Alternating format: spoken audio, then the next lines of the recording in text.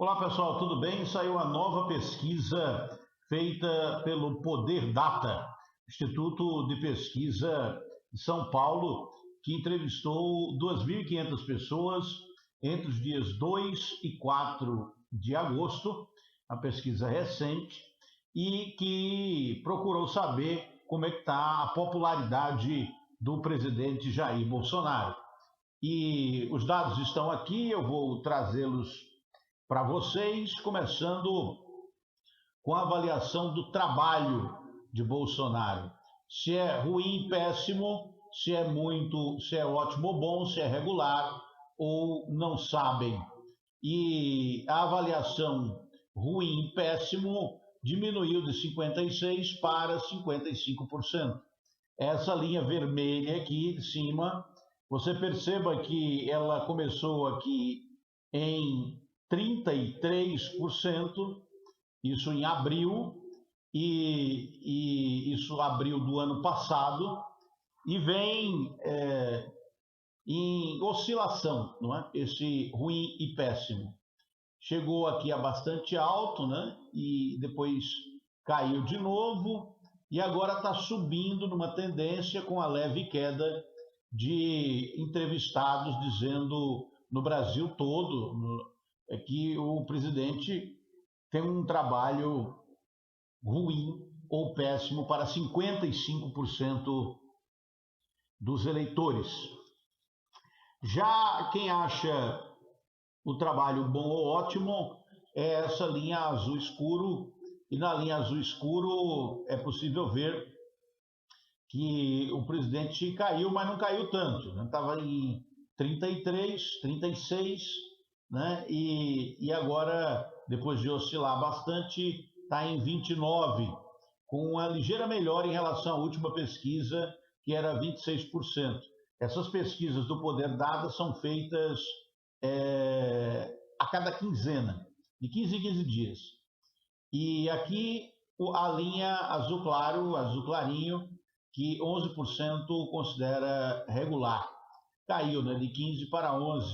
Então, uma melhora razoável aqui na avaliação do trabalho de Bolsonaro. Além dessa questão da avaliação do trabalho, tem aquela pergunta clássica da avaliação. Se avalia como aprova ou desaprova. E aqui 58% dos entrevistados, 58% dos entrevistados dizem que desaprovam o presidente Bolsonaro, o governo.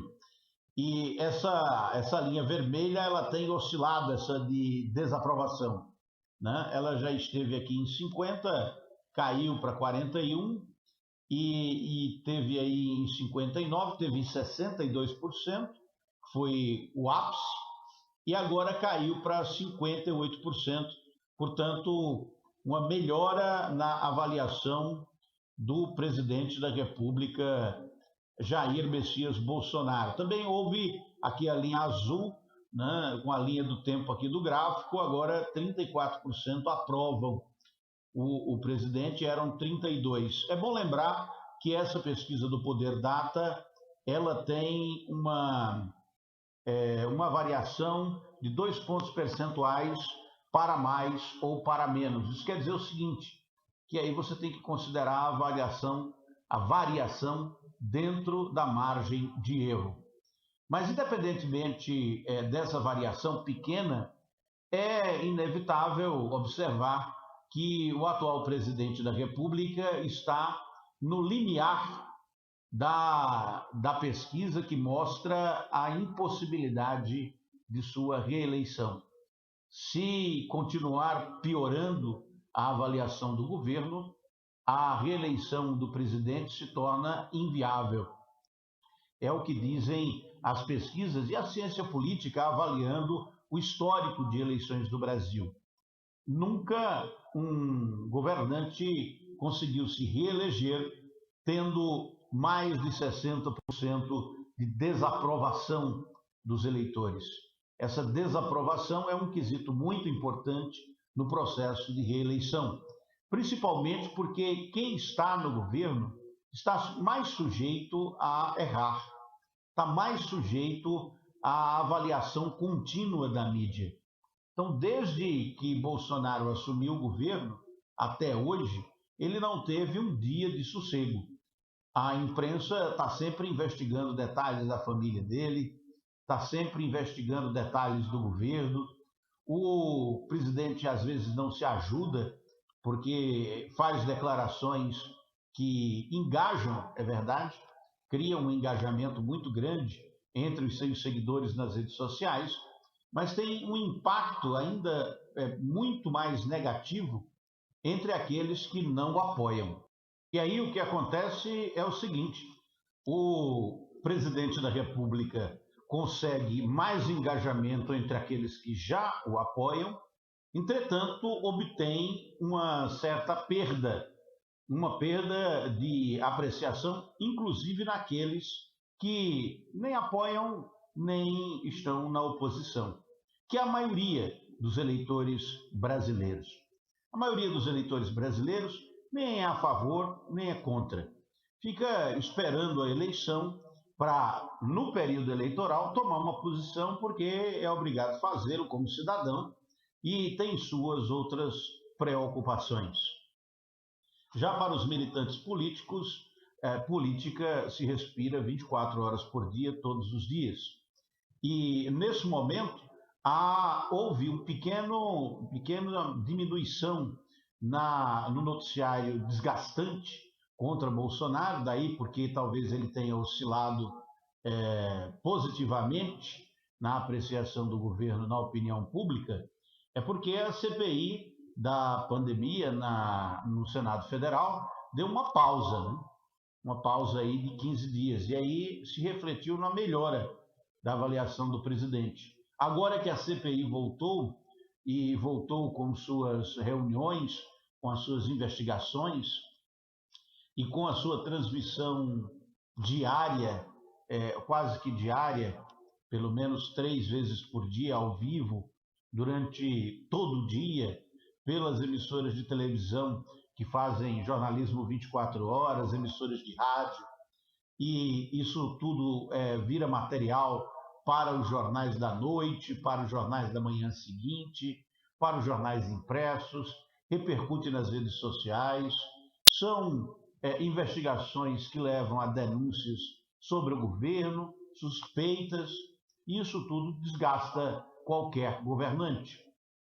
A CPI da pandemia pode não ter um efeito prático do ponto de vista de o seu relatório resultar em punição efetiva, né, criminal, contra aqueles que estiveram envolvidos não só na corrupção com o uso do dinheiro público durante a pandemia, mas também na estratégia, né, na tomada de decisões equivocadas por parte do governo, que teriam levado, pelo menos segundo alguns cientistas, teriam levado a um aumento significativo no número de mortes no Brasil.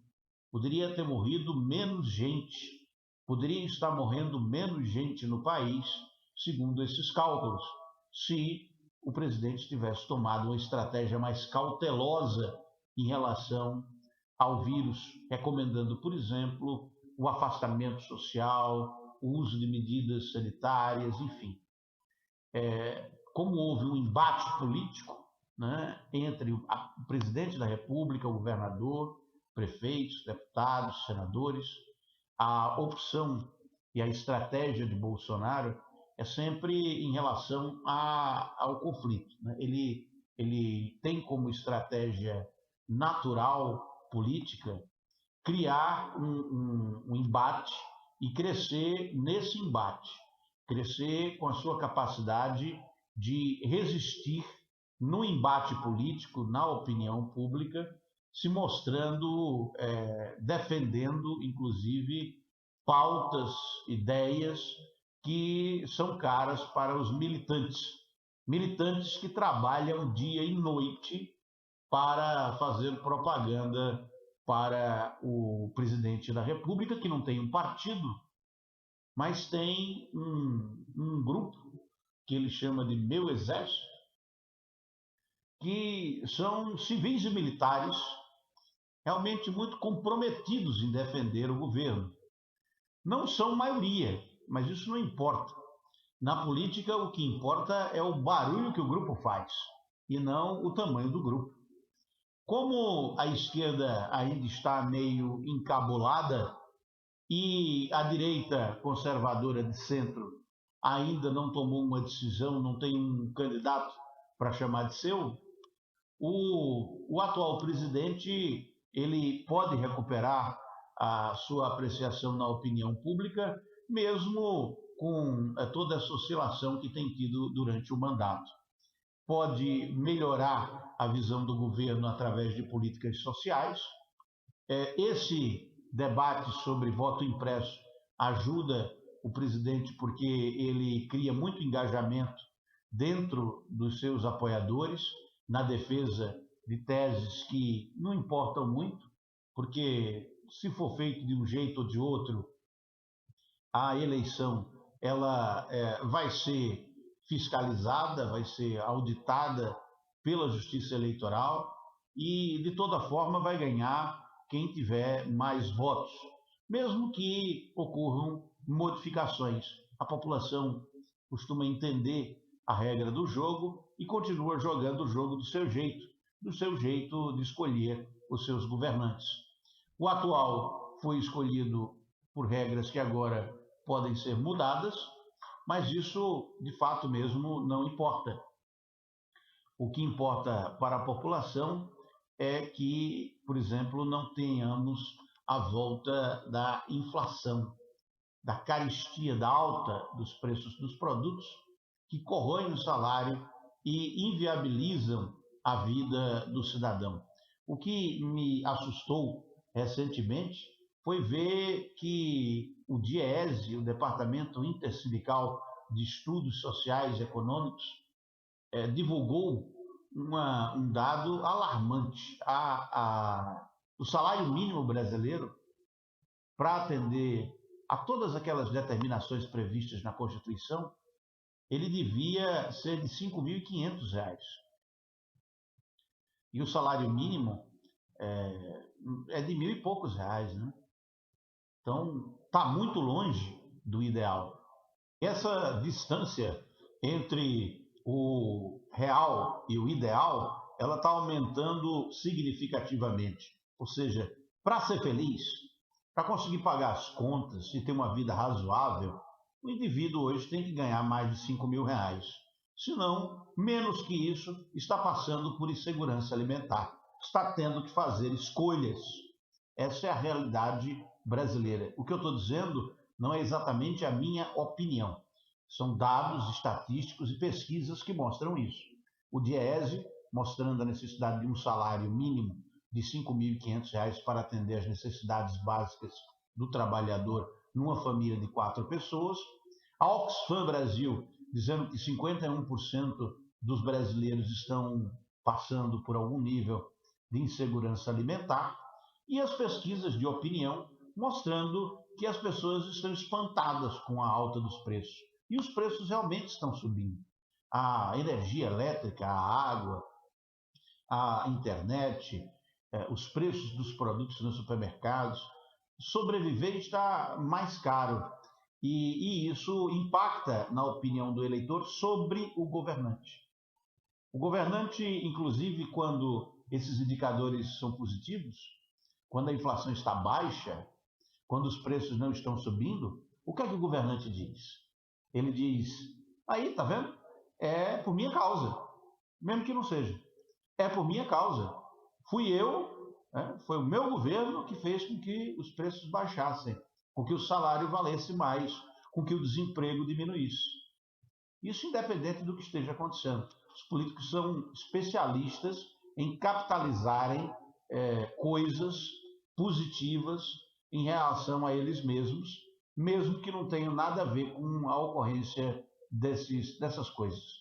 Então, se tivesse tudo bem, se tivesse um desemprego mínimo, se tivesse uma inflação baixa, se tivesse tudo indo bem, é óbvio que o presidente ia dizer, não, isso aí está acontecendo por minha causa.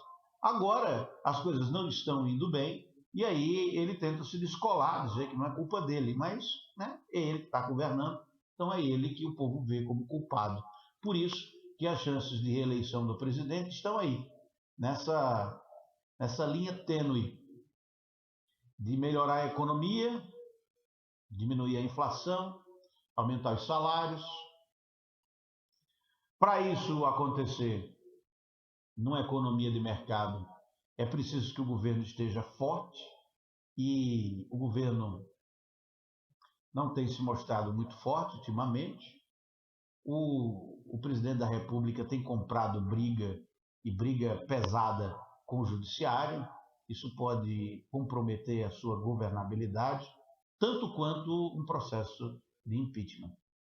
E as próximas pesquisas vão ser determinantes para definir se o Bolsonaro vai ter ou não chances de reeleição. Eu sou Arquimedes de Castro, este é o meu canal, o Laboratório de Comunicações. Nós temos aqui outros vídeos que você pode ver com análise política, e deixe seu like se gostou desse vídeo, mande, transfira, compartilhe esse vídeo com seus amigos e amigas que gostam de política, e até a próxima.